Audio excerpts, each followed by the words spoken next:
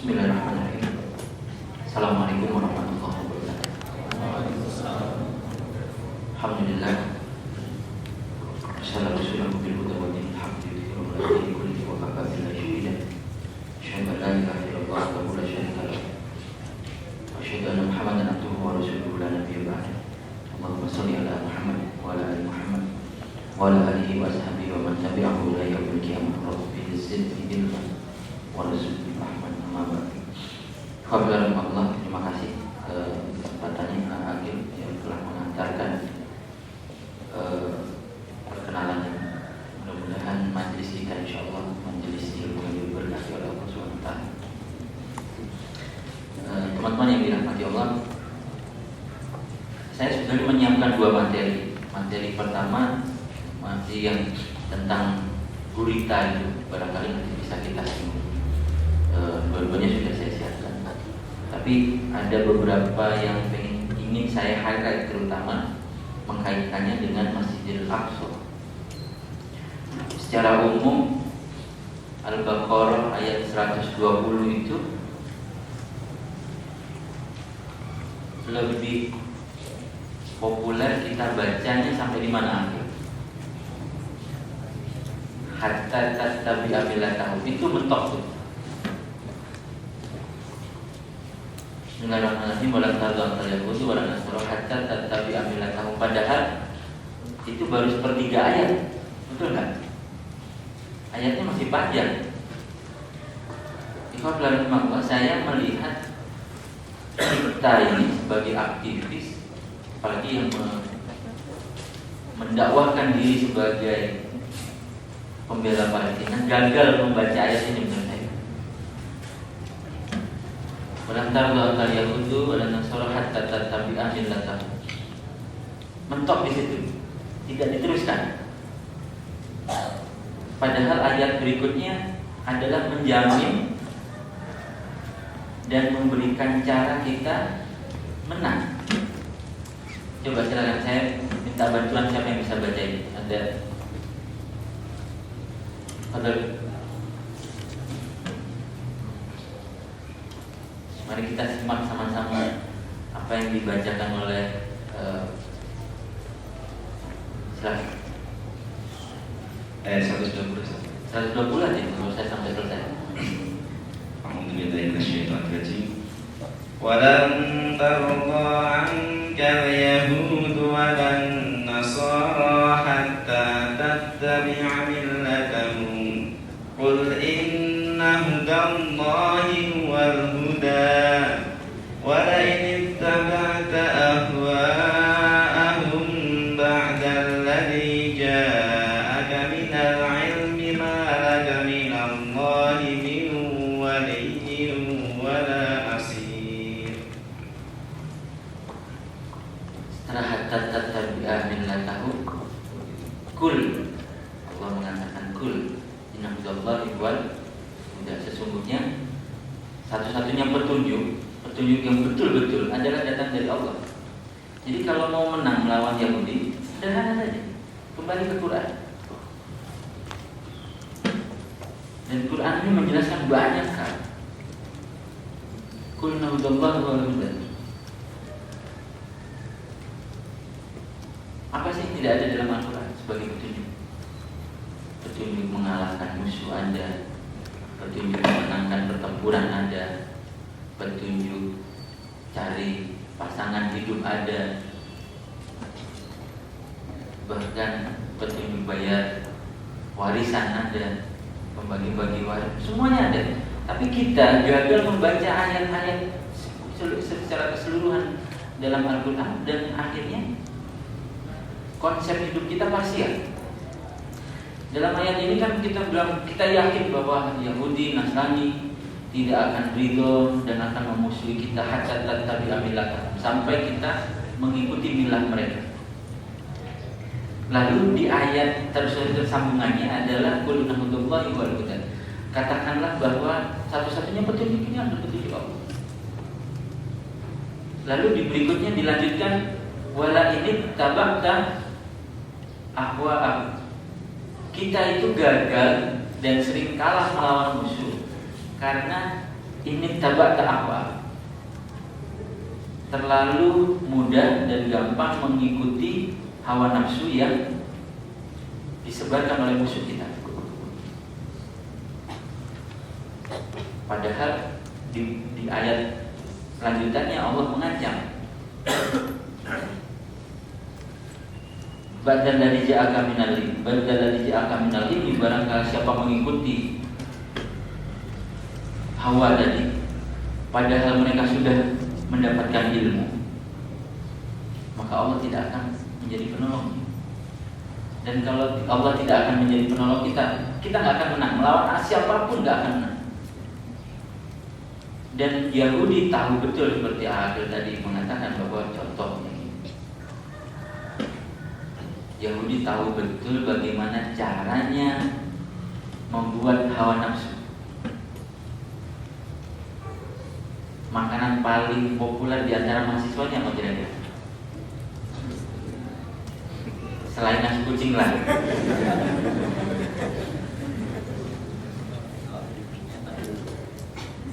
Yang paling populer di seluruh Indonesia, nggak hanya di Jogja, itu mie instan. Betul nggak? Berapa kali antum mie instan dalam seminggu? Senin bisa, Senin pagi, Senin malam, cari hari. Dan diciptakan murah, segala macam enak. Buat saya itu adalah ahwa, hawa nafsu yang dimanipulasikan dan disebarkan. Contoh sederhana, saya dari semalam pengen nyinggung orang pertanian ini. Kita nanam gandum nggak?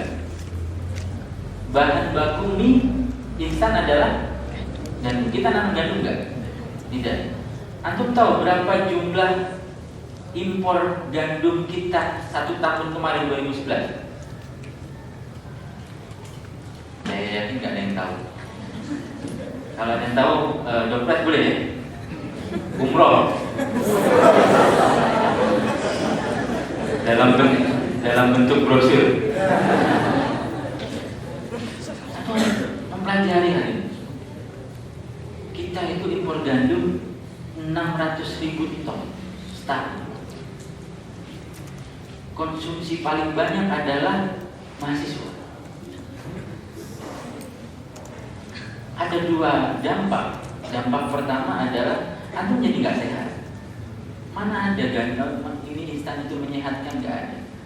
Udah nggak sehat, kebanyakan mie instan nggak pinter, di kelas ngantukan, beruntut lah.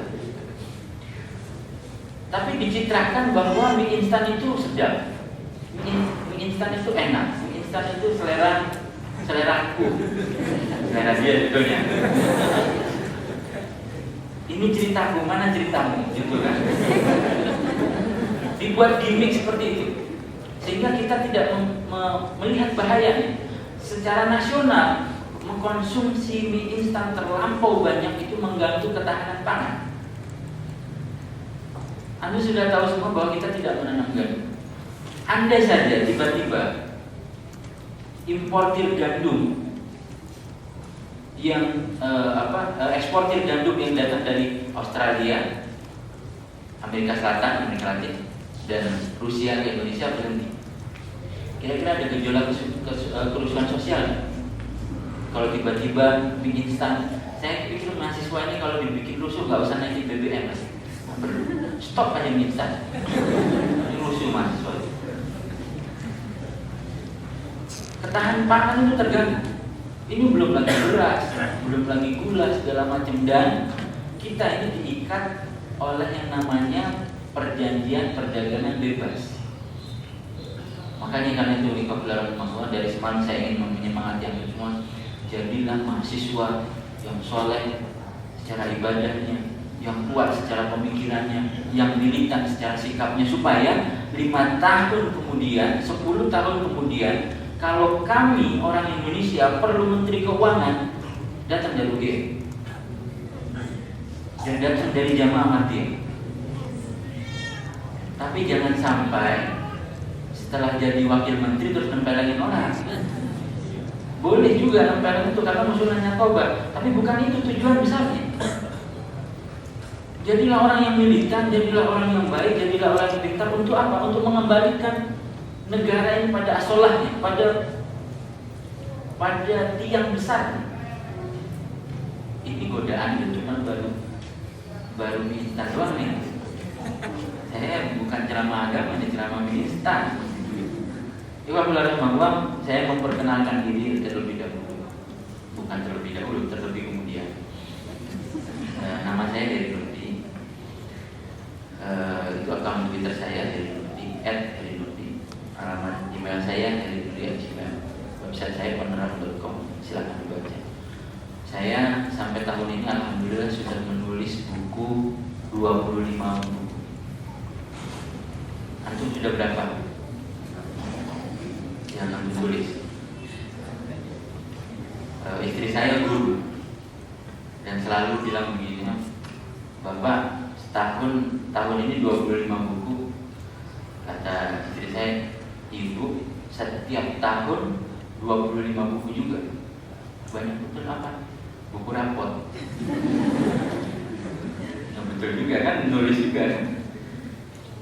Tapi tujuan besar saya menulis buku salah satunya adalah buku Membongkar Rencana Israel Hari adalah tujuan besar saya adalah berbagi perspektif kepada antum, kepada pembaca, bahwa ada banyak yang perlu kita cermati, ada banyak yang perlu kita pelajari.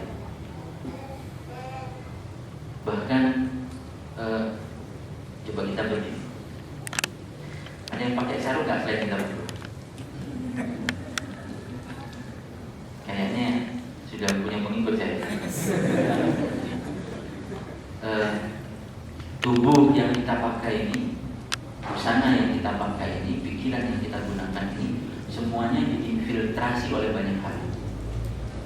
Dan infiltrasi yang paling penting adalah gaya hidup. Dan Yahudi tahu gaya hidup. Pada tahun 1924 Yahudi berkonferensi di Yerusalem. Keputusan konferensinya mengatakan kita tidak perlu mengkafirkan orang Islam, tidak perlu menjadikan orang Islam keluar dari agamanya, tapi mereka hanya perlu menjauhkan umat Islam dari agamanya. Penting nggak kita keluar dari Islam? Kata mereka nggak penting. Yang paling penting adalah buatlah anak-anak muda ini semakin jauh dari agama, semakin tidak mengerti tentang agamanya, semakin susah memahami agamanya, tidak punya waktu untuk memahami agamanya. Dan mereka sangat berhasil.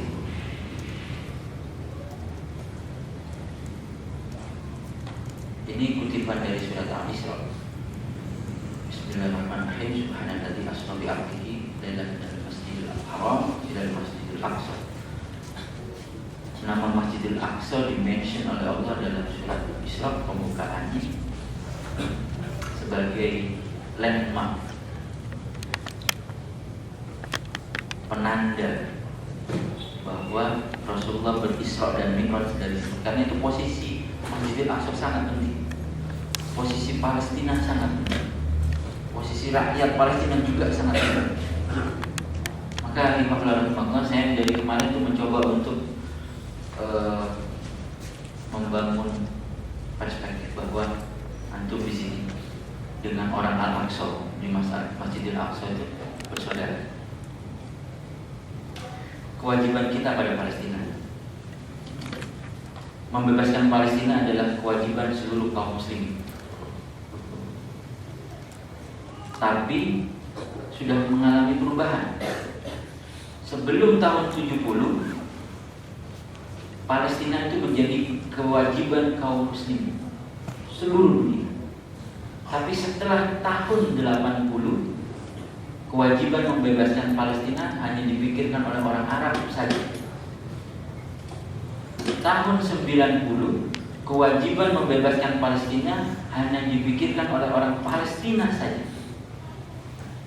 Tahun 2000, membebaskan Palestina kadang-kadang hanya dipikirkan oleh Hamas atau Fatah saja.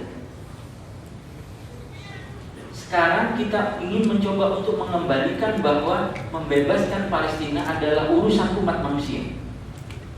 Bukan saja kaum muslimin, tapi urusan umat manusia. Kalau Palestina tidak bebas, kalau Palestina masih terjajah, maka terjadi pelanggaran hak asasi internasional yang sangat besar. Satu. Kedua, kalau Palestina masih terjajah dan Palestina masih dianiaya, maka terjadi diskriminasi umat beragama paling besar di dunia, yaitu dialami oleh umat Islam. Karena itu ada Lifeline Gaza, ada Karavan Gaza, ada Mafi Marmara, ada banyak semua usaha untuk menjadikan ini, isu Palestina ini menjadi isu internasional.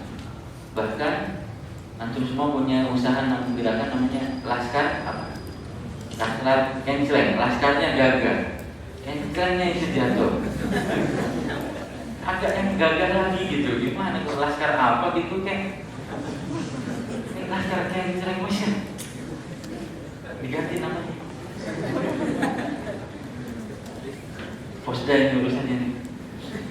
Harus menjadi tanggung jawab seluruh kaum muslimin dan seluruh umat manusia.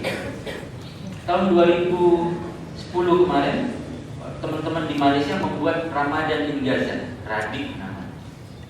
Ternyata yang ikut dalam Ramadan in Gaza bukan saja Muslim, tapi ada umat Katolik, ada orang Hindu, ada orang Buddha.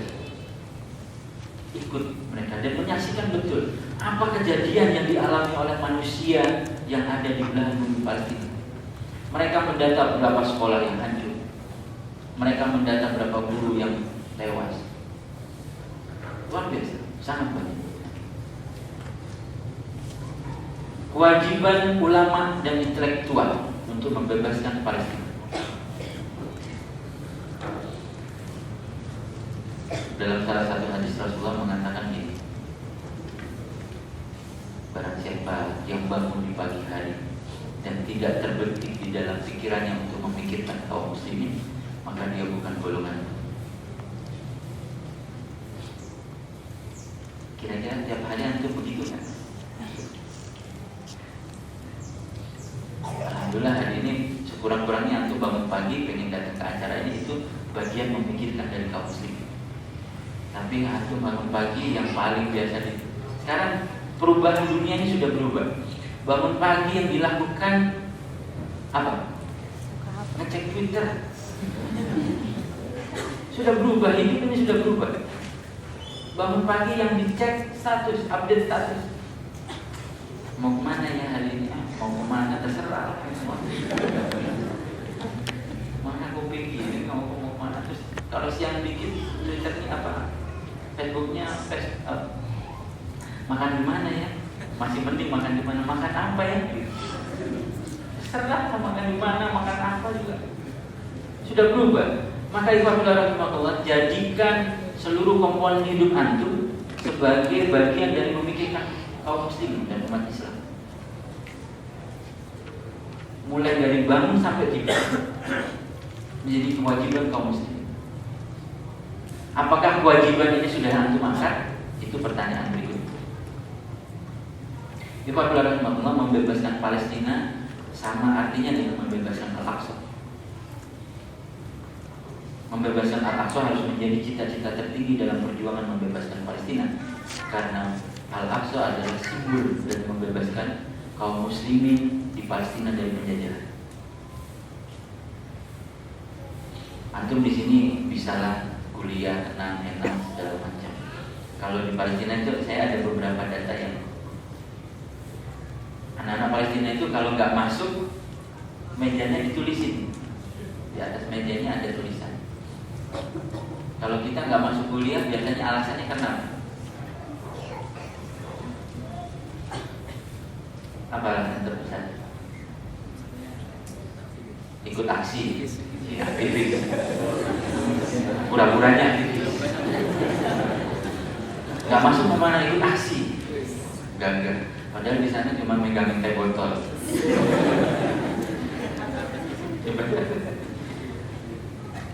Kalau di Palestina biasanya ada dua kemungkinan lah. Kalau ketika perang terjadi, mereka tidak masuk itu di mejanya ada tulisan syahid.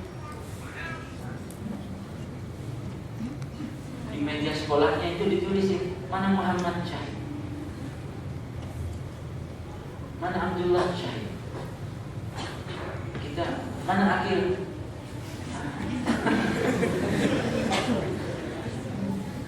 Syahid insyaallah. Apa yang menjadi cita-cita terbesar kita kalau bukan syahid? Hidup ini sebentar dan semuanya dipudari. Kalau kita tidak memiliki cita-cita tertinggi, gimana cara kita hidup? Maka ikhwan fillah dalam waktu yang tidak cukup panjang ini, saya mencoba untuk menghubungkan antum antara Masjid Mardiyah ini dengan Masjidil Aqsa. Kita buat persaudaraan. Ikhwan fillah, ketika Rasulullah datang ke Madinah, para sahabat Muhajirin datang kepada Ansor, ada dua pekerjaan besar pertama yang dilakukan oleh Rasul. Yang pertama adalah membangun masjid, yang kedua adalah muakhah, mempersaudarakan. Kenapa penting mempersaudarakan ini? Karena dengan begitu talinya kuat, dengan begitu hubungannya kuat. Kadang-kadang kita tidak merasa bahwa Al-Aqsa itu saudara kita, orang-orang yang di Palestina itu saudara kita. Maka kita ini sudah masuk pada periode, saya melihat sana kejauhan, lihat sini kayaknya apa semua ini nanti langsung gimana? Ini kecil, saya pengen beli. Al-Aqsa itu kompleksnya ini ya, kotak nih. Ini komplek Al-Aqsa. Masjid Al-Aqsa-nya sendiri ini. Sementara masjid yang Kubah, masjid itu Kubatus Sofra, itu bukan Al-Aqsa, itu Masjid Umar. Tembok ratapan ada di sebelah sini, dan yang digali oleh orang Yahudi dari sini, semua digali. Dari 3 penjuru, dari sini dan dari sini. Penggalian ini pada tahap tertentu akan membuat Al-Aqsa runtuh. Ekskavasi, luar biasa penggalian besar. Banyak orang yang, kalau aktivis saya rasa tidak salah melihat Al-Aqsa. Banyak tapi kaum muslimin yang tidak paham memaknai Al-Aqsa itu adalah ini. Padahal Al-Aqsa itu yang ada di sebelah sini itu tempat ditambatkannya buruk. Ini situs, semuanya situs bersejarah. Tempat kaum muslimin mendapatkan dan menerima wahyu sholat. Rasulullah berangkat dari situ. Apa perintah yang lebih hebat dari sholat? Perintah ini diambil sendiri dan diterima oleh Rasulullah. Beliau Mi'raj. Maka jangan menganggap remeh posisi dan letak Masjidil Aqsa dalam hati kita. Maka saya mau menggunakan Google Earth dan Google Map untuk membuat hubungan jarak berapa kilometer sih Mardiyah ini dengan Al-Aqsa. Kalau antum masuk ke kantor Hamas di Gaza, di pintu, di tembok depan ada keramik bertuliskan kantor ini hanya berjarak 76 km dari Masjidil Aqsa. Ketika kami tanya kepada Ismail Hania bilang begini, sederhana saja. Insya Allah tahun depan kami akan bebaskan Al-Aqsa. Karena jaraknya hanya 76 km saja. Ditanam itu di tembok, ditanam juga di hati, bahwa jarak itu insya Allah tahun depan akan kami bebaskan. Maka semangat itu juga yang saya bawa ke antum semua, bahwa masjid yang mulia, Masjidil Aqsa Syarif, dan masjid yang kita cintai Mardiyah ini gak jauh jaraknya. Tapi kita ini memanfaatkan internet, kata Yusuf Qaradawi dalam Fikul Jihadnya, buku kitab beliau yang terbaru, judulnya 62 halaman. mudah-mudahan antum sudah baca. Judulnya kaum muslimin ini sudah membuktikan kepada dunia bahwa kita berani mutu fisabilillah. Kita sudah membuktikan kepada dunia bahwa kaum muslimin ini berani mati di jalan Allah. Tapi kaum muslimin ini belum berhasil membuktikan kepada dunia bahwa kita juga berani hayat fisabilillah. Kita berani hidup di jalan Allah. Dan salah satu indikatornya, kata Yusuf Qaradawi, adalah kurangnya kita memahami senjata baru dalam dunia modern, yaitu namanya internet. Kurang sekali. Kita internet itu baru hanya untuk senang-senang. Dan itu sebagian besar dari kita. Belum dijadikan senjata, kata Yusuf Qaradawi. Kalau melihat tanda ini namanya, saya akan membuat polygon line. Kalau antum pergi ke Google Earth atau Google Map atau distance kalkulator, itu akan bisa membuat jarak. Ini saya letakkan titiknya di atas kubah Masjidil Aqsa. Lalu kemudian saya tarik namanya polygon line ke Indonesia, dan saya letakkan titik yang berikutnya di kubah Masjid Mardia. Coba kita lihat ya. Di poligon lainnya terus melintasi Saudi Arabia, Jazirah Arab, sampai ke anak benua India, Sri Lanka, segala macam. Sampai di Indonesia, terus ke Jogja. Jadi kadang-kadang kita ini perlu menggunakan internet itu sedetil mungkin. Sampai Jogja terus saya perbesar ke kampus, ke arah Sarjito. Ini kan Sarjito. Masjid Mardia mana? Di situ, di sini.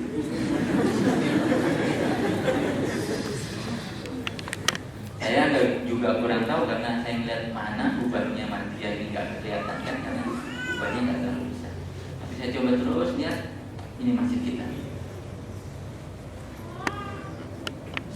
Maka saya letakkan pin marknya di sini.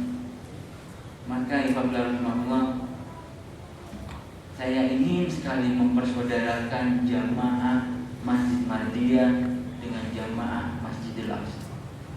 Dan antum bisa membuat program ini ke seluruh masjid di Jogja, bisa kan? Sangat bisa. Ke musola-musola, persaudarakan musola kecil, masa dipersaudarakan malas? Emang kenapa? Siapa yang salah? Yang salah itu udah kecil, pesing, itu salah.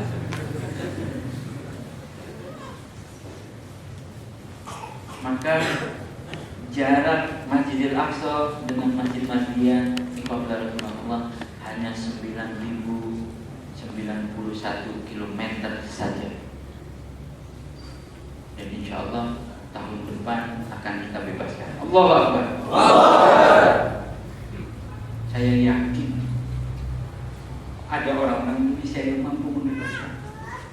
Karena dalam sejarah Palestina itu tidak pernah dibebaskan oleh orang Palestina sendiri. Pertama, dia dibebaskan oleh Umar bin Khattab, orang Quraisy. Kedua, dia dibebaskan oleh Salahuddin Al-Ayyubi, orang Kurdi. Dan hari ini sudah terlampau banyak orang yang ingin membebaskan Palestina dan Al-Aqsa. Ada banyak orang Indonesia. Ada banyak aktivis-aktivis kita yang masuk ke sana. Tapi Alhamdulillah, seperti yang sudah saya katakan semalam, sudah siap atau belum kita? Ini organisasi Yahudi yang secara internasional bergerak untuk mensupport Israel dan Zionisme. Coba antum tolong sebutkan berapa jumlah organisasi Indonesia yang bergerak untuk kepentingan Palestina. Silakan dibantu. Ya, dibantu ya, pro. Satu, KNMP, Sahabat Al-Aqsa. Al-Aqsa Working Group. Mercy enggak. Mercy Palestina menjadi bagian dari kerja ini. Yang khusus Palestina ini baru 3 nih. KNRP, Sahabat Al-Aqsa Working Group. Ayo dibantu. Nanti Kispa 4. Udah susah kan? Apa lagi?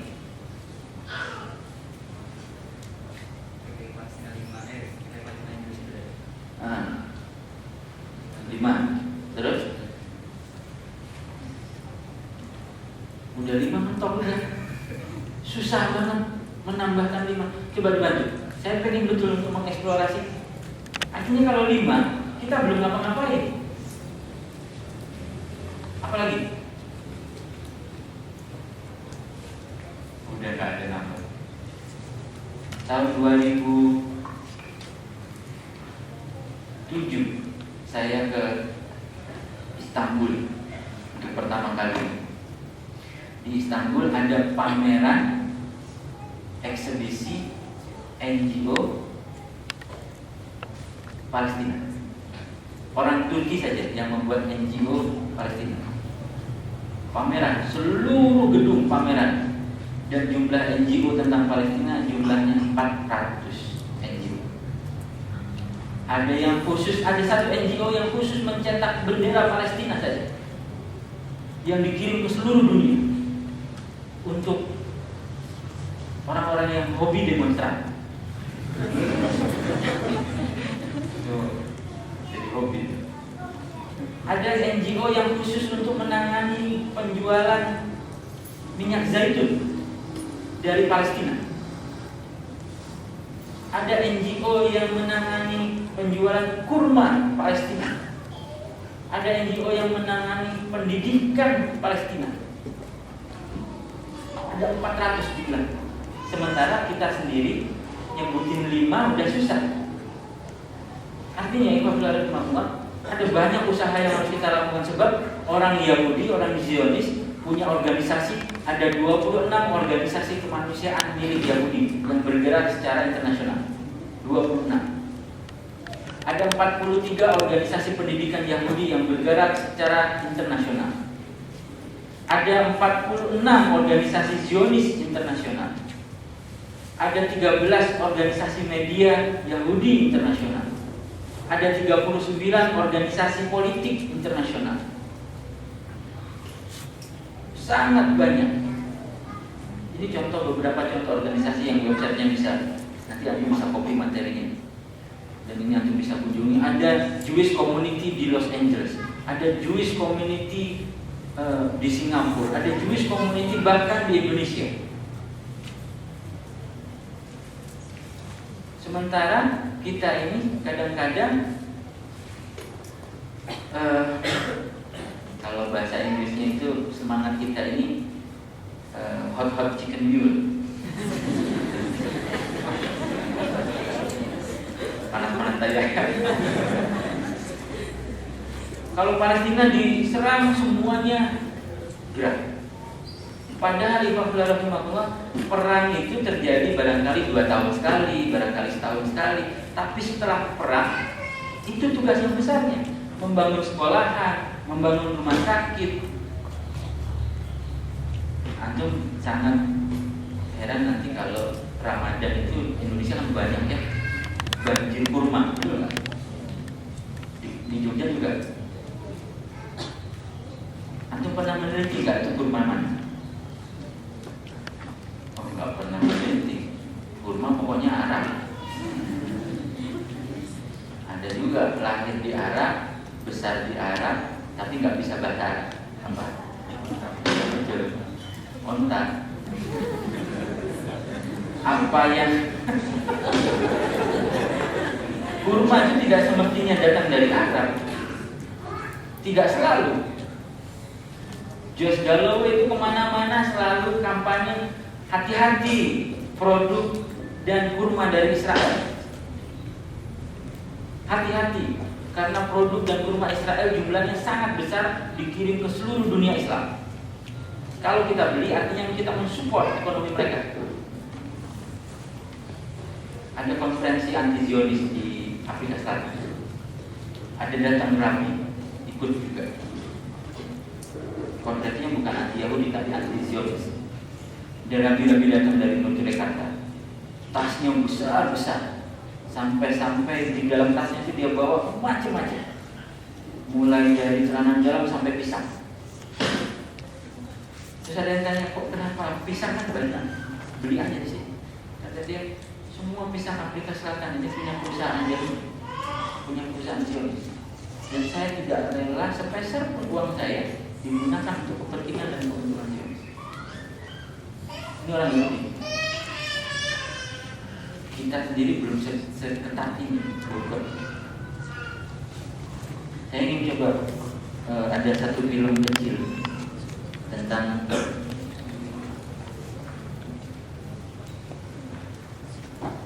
kampanye boykot.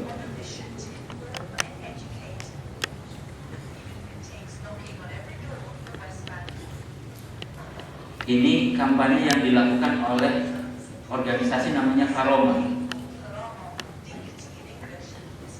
Pemuda-pemuda Palestina yang melakukan edukasi boykot dari rumah ke rumah, dari pintu ke pintu untuk menjelaskan apa saja produk yang dimiliki dan dijual oleh Israel.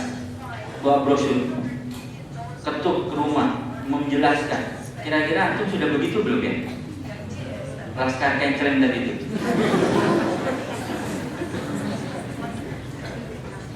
Meminta recehan itu, Kencrem kan artinya recehan ya.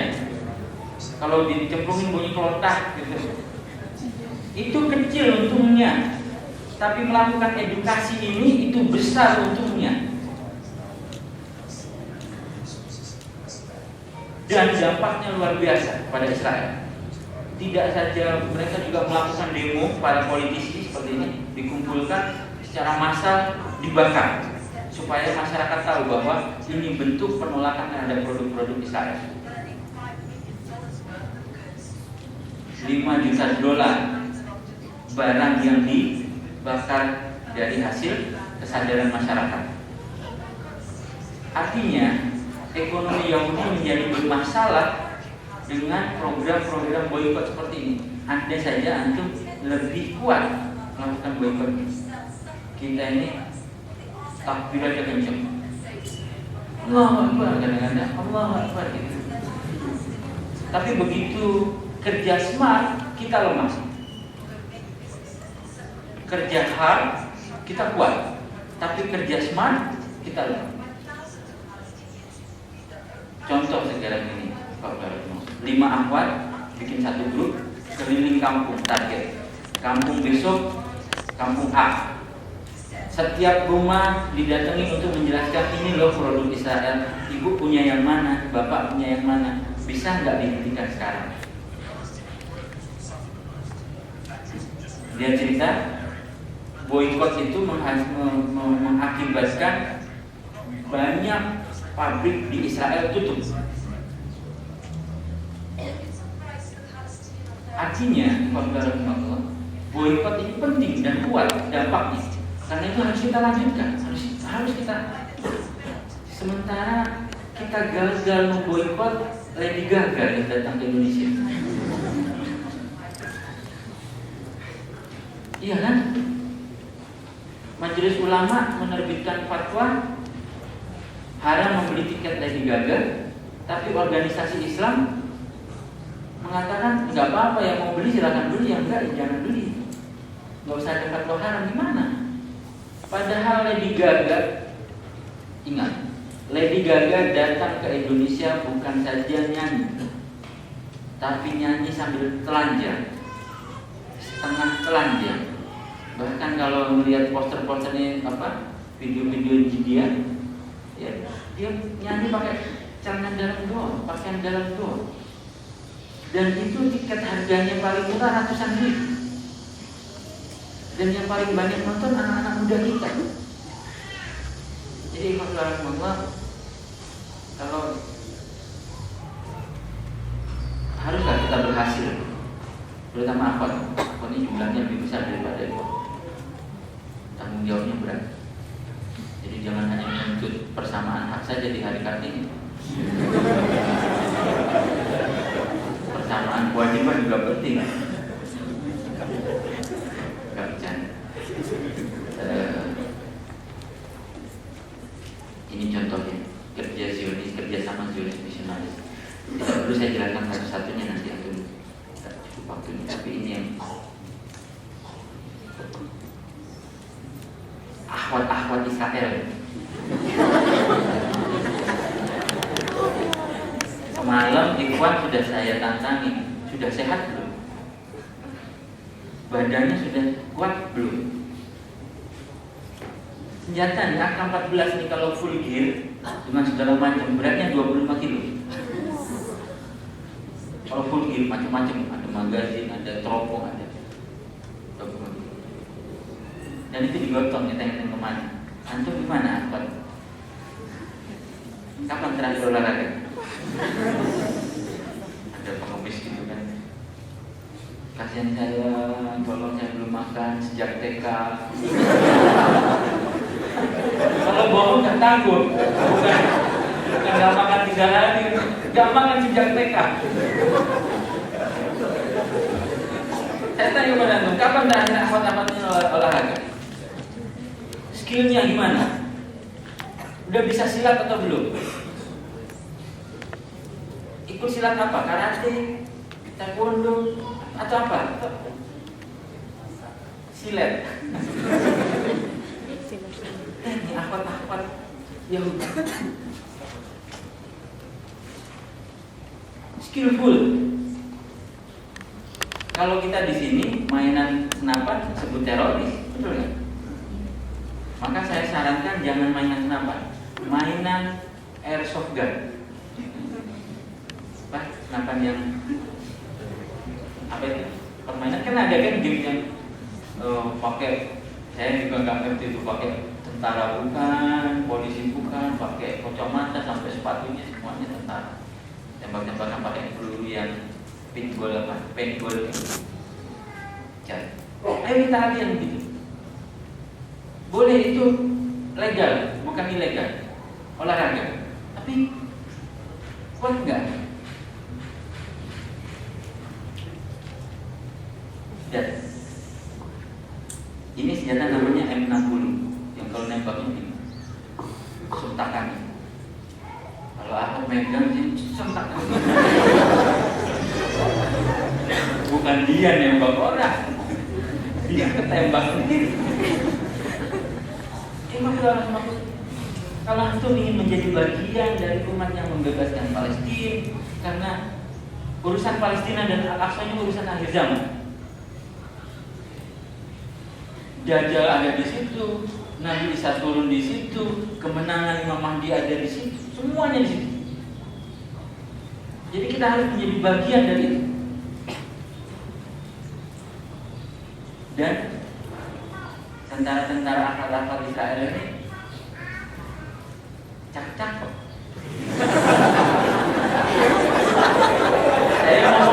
Saya ngomongnya itu agak berat. Kalau bahasa apa namanya? Bahasa anak muda itu unyu.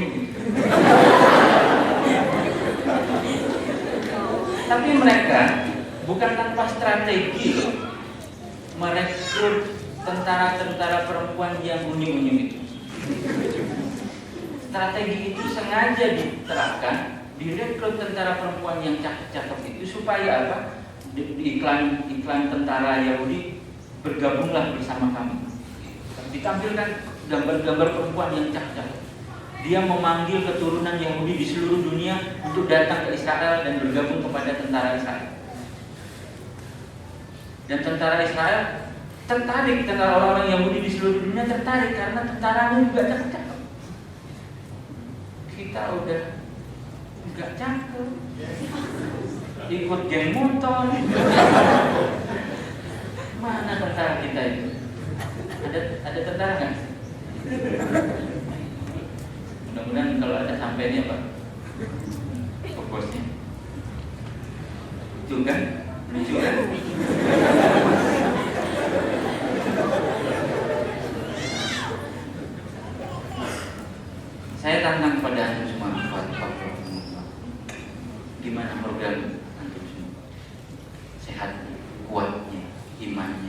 ilmunya, apa yang sudah dilakukan. Israel itu punya Hebrew University of Jerusalem, dan Hebrew University of Jerusalem itu punya koleksi kitab manuskrip tulisan tangan, kitab-kitab kuno ulama. Mereka punya 600.000 manuskrip ulama yang sendiri kita sendiri. Ini strategi tembok yang akan dibangun oleh Israel. Sementara ini temboknya yang titik-titik itu banyak adalah checkpoint militer. Ini contoh temboknya ya. Tembok yang sudah berhasil dibangun sepanjang 721 km. Tingginya antara 7 sampai 12 km, 12 meter. 12 meter ini lebih lah ya. Kalau 721 km dari mana ke mana? Dari mana? Yogyakarta. Tengah itu. Dari Jakarta ke Surabaya. Dan berkelok-keloknya tembok ini bukan tanpa sebab. Berkelok-keloknya tembok ini itu untuk memetakan tanah yang mengandung air.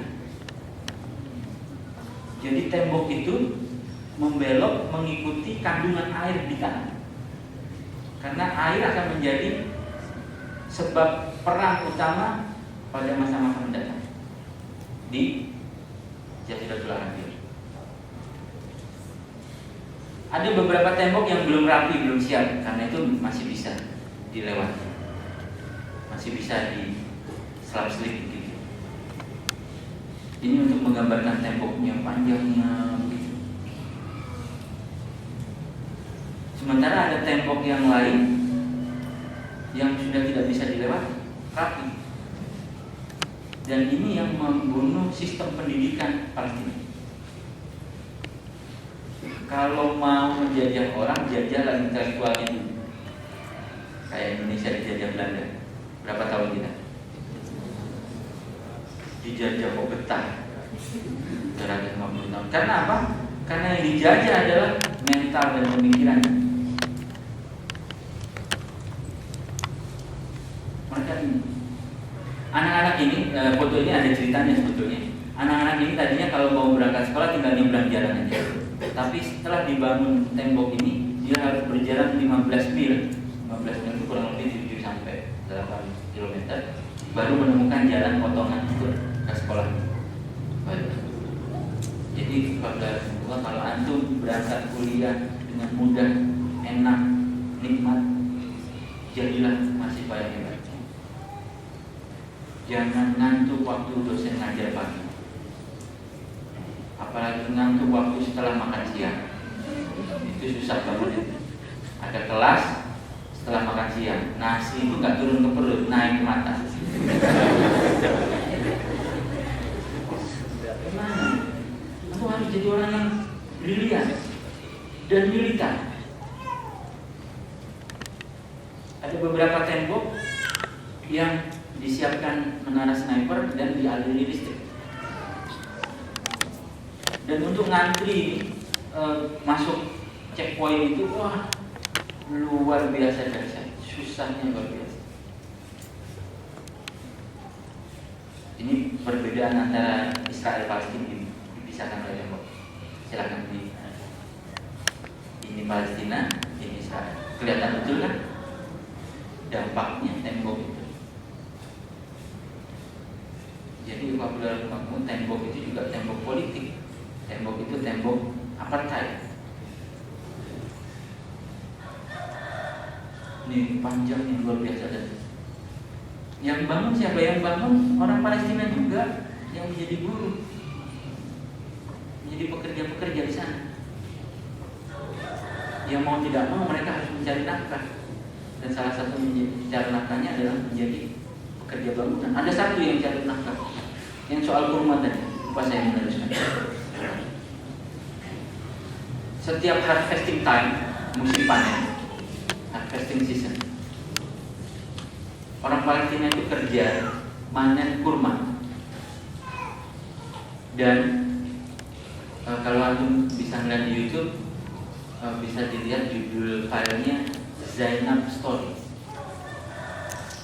Z-A-Y-A-B, Z-A-Y-N-A-B, Zainab Story. Dan dia menceritakan tentang betapa pohon zaitun orang-orang Palestina dihancurkan oleh Israel, dan itu berdampak kepada sistem ekonomi Palestina. Lalu digantikan perkebunan kurma, dan orang-orang Palestina yang tadinya punya pohon zaitun dan punya perkebunan sendiri akhirnya bekerja di perkebunan Israel menjadi pengutip kurma. Dan orang-orang ini kalau udah naik kurma 8 jam nggak boleh turun. Bawa makan di atas, bawa minum di atas, kencing di atas, buang air besar di atas. Dan kalau turun disiapkan anjing-anjing yang untuk ngejar mereka. Sholatnya susah gimana sudah. Karena itu kalau beli kurma hati-hati, lihat dulu. Biasanya ada tulisan grow in Israel. Kurma ini ditumbuhkan di Israel. Saya pernah ketemu ada anak Inggris ya, di Israel. Ada perusahaan agrobisnis Israel di Inggris. Anak-anak Inggris ini beli gembok yang pas leher.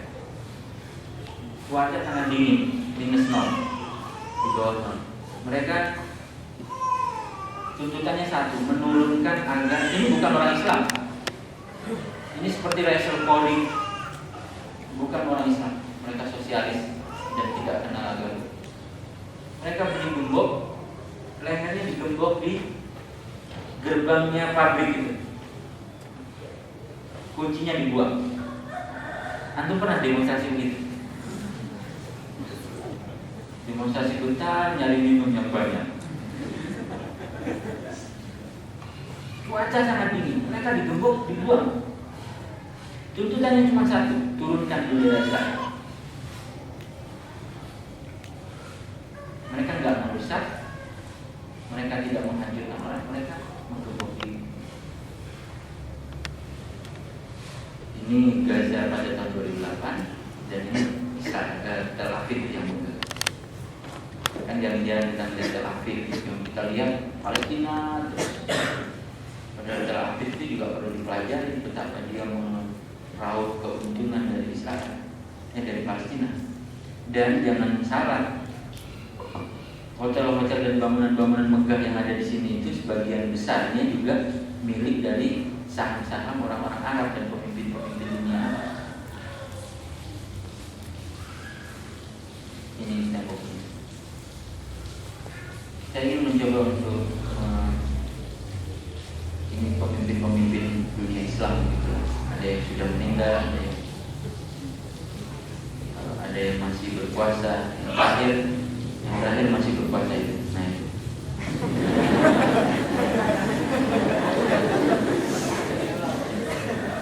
Betul kan, saya nggak bohong, dia masih berkuasa. Apa yang dilakukan oleh pemimpin-pemimpin dunia Islam kepada Palestina?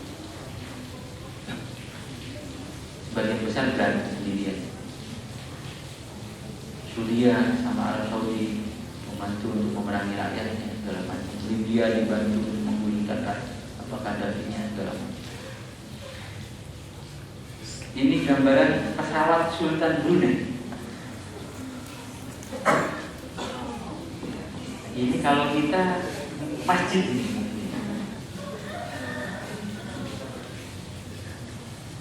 Di dalam pesawat.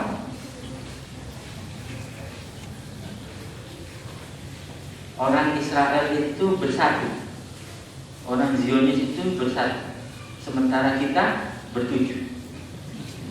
Kalau tujuh masing-masing, tidak bersatu sama sekali. Hartanya masing-masing besar. Raja Saudi pada pemerintahan pada waktu pemerintahan Amerika di bawah George Bush dan Menteri Luar Negerinya Condoleezza Rice, Raja Saudi memberikan hadiah perhiasan emas seberat 23 kilo pada Condoleezza Rice.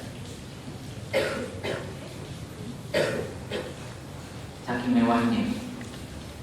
Ini wastafelnya Mas di dalam pesawat ini. Buat apa? Pertanyaannya buat apa ya? Kalau kita ditanya buat apa, jelas kita jual.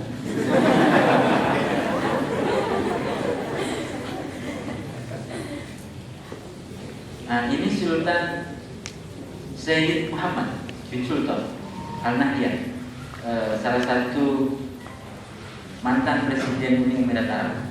Ini istananya. Saya melihat pertama kali lihat istananya ini, berapa lampu yang dia pakai, berapa banyak energi yang dia habiskannya.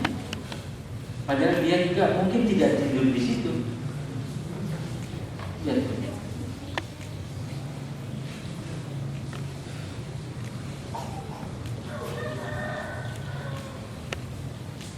Nggak ada orangnya, kan sepi gitu.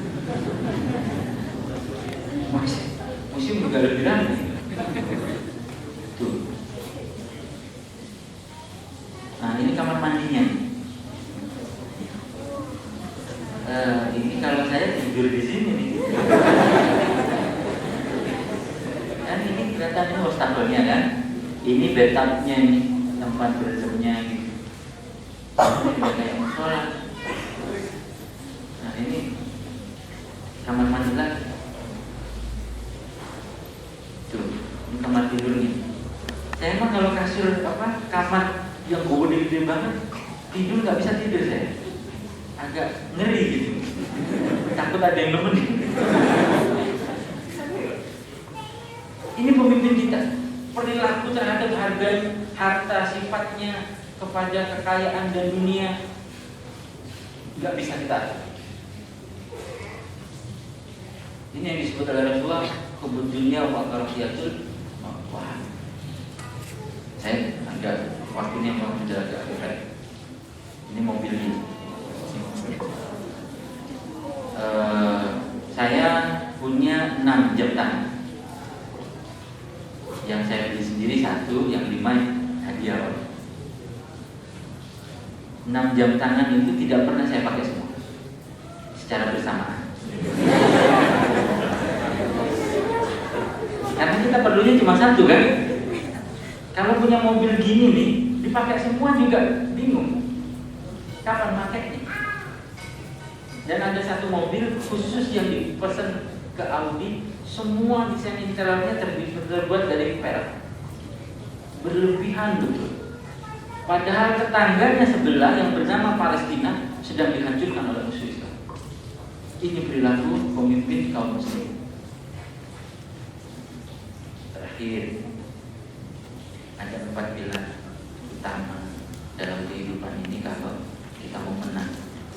Yang pertama, ini tugas antum, ulama dan intelektual yang mengabdi kepada ilmu dan kebenaran. Yang kedua, umaro yang memerintah dengan adil dan kasih sayang. Yang ketiga, agnia, konglomerat yang jujur dermawan dan lapang dada. Yang keempat, du'afa, orang-orang miskin yang tidak punya hasud dan dengki di dalam jiwa. Antum milih jadi yang mana? Silakan tulis di buku masing-masing, saya mau jadi yang nomor 1, nomor 2, nomor 3, atau nomor 4. Semuanya punya peran. Dan kalau sudah diputuskan, berusahalah untuk menjadi yang terbaik. Kira-kira begitu ya Pak Ustaz. Mudah-mudahan apa yang saya sampaikan ini ada manfaat dan menjadi amal jariah buat saya, amal jariah buat antum, dan menjadi ilmu yang akan mengantarkan kita untuk membantu dan mengumpulkan manusia. Allah a'lam bishawab dan Allah wa yakum juma'ina.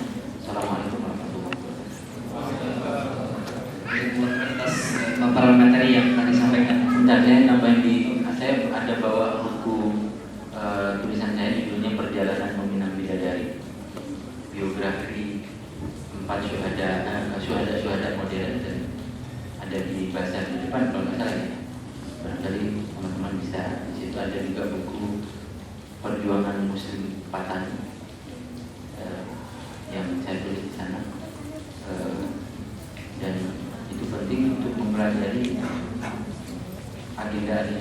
harus kita bangun dalam pribadi masing-masing. Karena memang waktunya terbatas, mungkin untuk saya jawab dibatasi gitu ya. Jadi untuk iman satu orang dan amal satu orang. Semoga bagi antum semua yang ingin mengeksplor relasi tadi yang sudah disampaikan oleh beliau saya nanti, silakan. Salah satu, gimana? Ada kan yang bertanya? Dari dulu.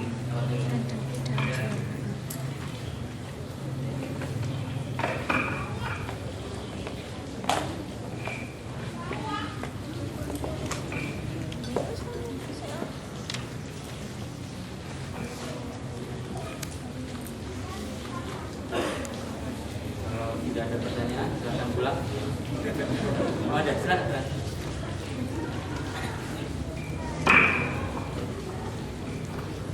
Assalamualaikum warahmatullahi wabarakatuh. Sebenarnya tadi Ustaz saya menunggu sesuai dengan buku judulnya tentang Freemasonry karena saya masih belum mengerti tentang itu.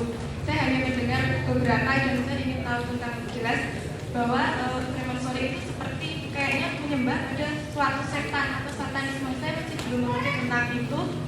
Lalu apa hubungannya dengan Yahudi? Apakah Israel itu menyembah satanisme atau itu mengarah ke Dajjal? Dan itu katanya udah masuk ke beberapa aspek seperti kayak dagang, seperti kayak dan lainnya, musik dan seperti itu. Tolong dijelaskan. Terus yang saya tanyakan juga adalah tentang soal pemboikotan. Kalau misalnya kita pakai kartu GSM atau elektronik, semua yang miliknya Israel itu seperti apa? Terus yang saya bingungkan tentang konsep Yahudi dan Israel itu perbedaannya apa, dan Yahudi itu apakah suatu bangsa, apakah suatu agama, atau seperti apa, dan apakah semua orang Yahudi itu pasti jahat kayak gitu. Dan yang terakhir saya ingin Terakhir itu nanti ada dua di dalam terakhir. Kalau saya membaca sejarahnya itu kan tanah Palestina itu kan bukti dari tiga agama ya. Pertamanya tanah suci bagi agama Yahudi, tanah suci bagi agama Kristen, dan juga tanah suci bagi agama Islam. Nah, dahulu itu kan sempat peperangan yang besar itu antara umat Islam dan perang salib sampai perang yang luar biasa berabad-abad. Tetapi kalau sekarang kenapa seolah-olah yang kita lihat hanya terjadi umat Muslim dan umat Yahudi? Lalu di mana umat Kristen? Apakah ada konspirasi di baliknya lagi atau seperti apa saja? Sekian, terima kasih. Assalamualaikum warahmatullahi wabarakatuh. Sepertinya bagaimana pertanyaannya? Ustaz, saya pernah membaca artikel di Iran Muslim tentang strategi kaum pagan untuk menuju the new world order gitu ya. Mereka menargetkan untuk mencapai tujuan tersebut pada tahun 2012 ini. Di antara strateginya adalah depopulation, mengurangi populasi manusia. Menurut pendapat Ustaz, benarkah strategi 2012 itu? Bismillahirrahmanirrahim. Saya menulis 2 buku tentang Freemasonry. Judulnya Jejak Zionis dan Freemasonry di Indonesia, dan buku sendiri lupa. Kebangkitan. Dan saya juga meneliti tentang paganisme dalam apa itu Freemason. Gak cukup saya jelaskan. Tapi secara umumnya saya ingin mengatakan kepada antum ini, mempelajari konspirasi itu boleh, silahkan. Tapi jangan terpaku kepada konspirasi. Kalau antum mempelajari konspirasi, dulu saya waktu zaman nulis buku ini sampai paranoid. Melihat ini ada Yahudi, ini ada Yahudi, ini Yahudi, semuanya Yahudi. Lalu pertanyaannya adalah, setelah kita mengetahui ada Yahudi di mana-mana, lalu ngapain kita? Ngapain? Setelah tahu ada Yahudi di mana-mana, ada musuh kita di mana? Kata ada pepatah Cina yang bilangnya begini. Pepatah Cina, tapi saya bacanya dalam bahasa Inggris. When you can see the enemy, you will find 1,000 of better. Kalau kita bisa melihat satu saja musuh, kita akan menemukan ratusan bahkan ribuan tempat pertempuran tentang paganisme. Contoh banyak sekali kalau kita mau meneliti. Misalnya lagunya Rihanna. Kalau ngomong soal konspirasi, lagu yang terbaru itu yang Ella gitu kan. Saya Umbrella gitu, dia lebih tahu dari saya. Pura-pura aja dia pakai peci. Sebetulnya itu konteksnya Ella itu adalah tiada Tuhan. Ella tanpa Tuhan. Dan banyak kayak gini. Tadi gambar segala macam, menyembah tubuh, menyembah dahsyat, menyembah setan, ada yang gini gitu kan. Mental karena itu saya punya teman-teman dari komunitas Salam Satu Jari. Gini kan, tadinya metal gini, lalu kemudian masuk dakwah kepada anak-anak metal yang salam 3 jari jadi salam 1 jari. Ini artinya apa? Tauhid. Ini bukan sekedar begini. Saya pernah ada band tengkorak namanya. Oh harus ada begitu. Vokalisnya Omban. Kalau nyanyi, tapi syairnya menentang Israel, lagu metal. Ada Tufail, macam-macam. Terus lahirlah gerakan Salam Satu Jari. Dan ini gerakan perlawanan. Ini setan menyembah ini the devil horn. Makanya jangan kalau ada orang foto begini-gini. Itu biarkan itu. Kalau orang foto belakang begini-gini, artinya dia membuat temannya seperti setan. Tega. Lalu berubah. Ada penggemar metal yang bukan muslim. Ada nanya ke Om Bang, saya akrab sama Om Bang. Kalau saya ini Katolik, tapi saya setuju tuh dengan Salam Satu Jari. Apa anak-anak ini kan semua menistakan Tuhan segala macamnya, setuju. Boleh nggak saya juga Salam Satu Jari? Tapi saya bukan muslim, gimana? Ya, Om Bang bilang, boleh nggak apa-apa. Terus apa dong? Sila pertama.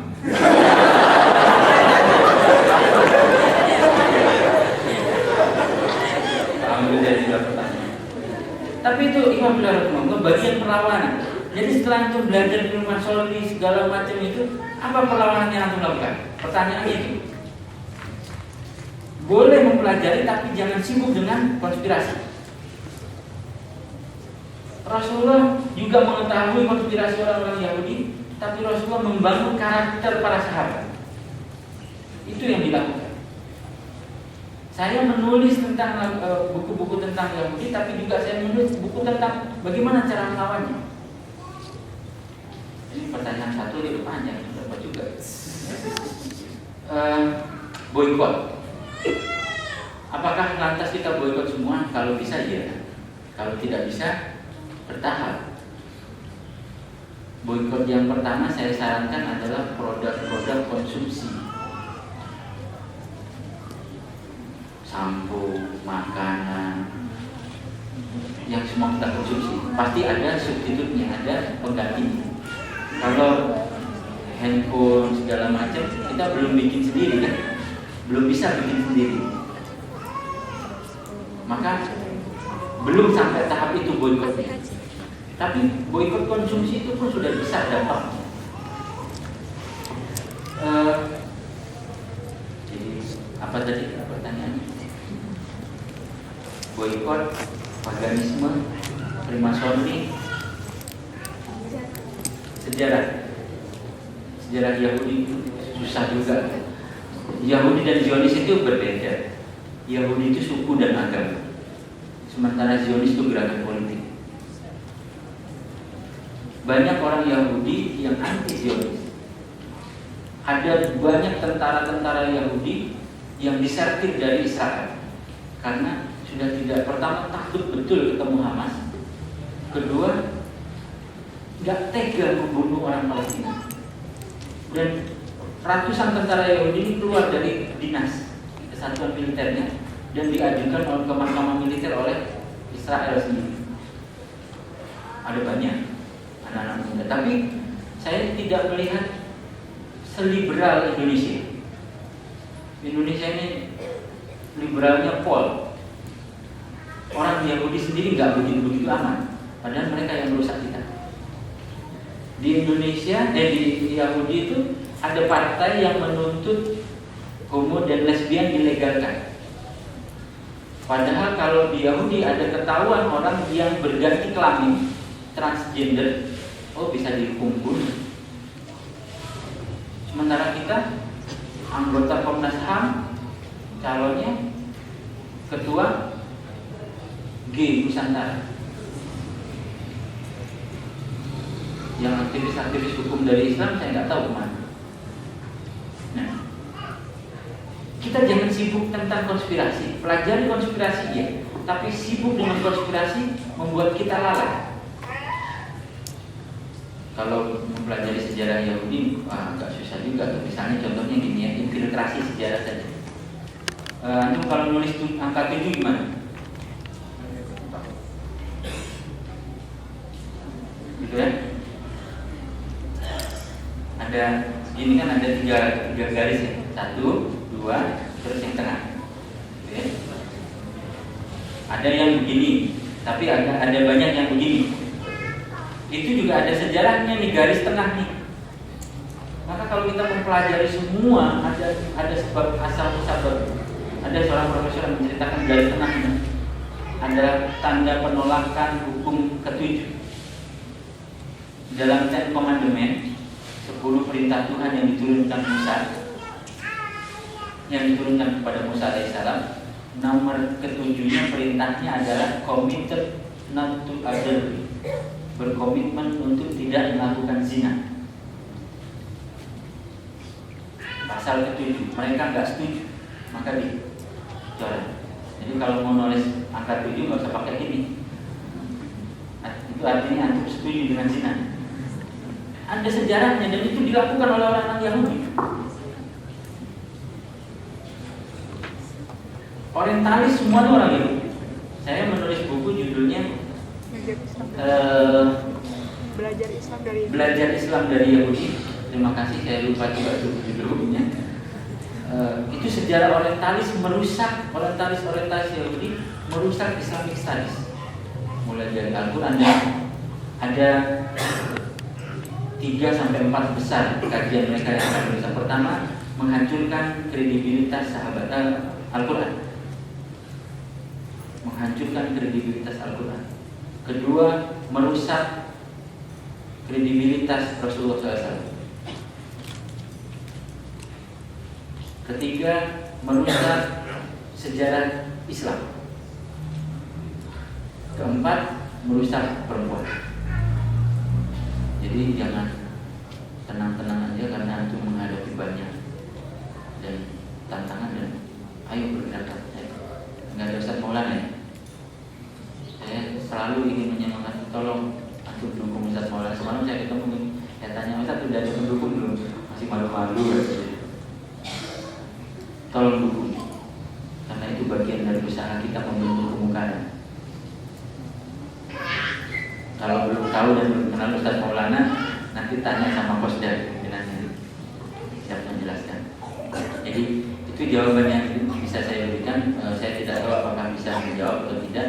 Tapi kalau mau berdiskusi silahkan kirim email, silahkan ke website saya dan kita akan berdiskusi lebih panjang di sana. Wallahu a'lam.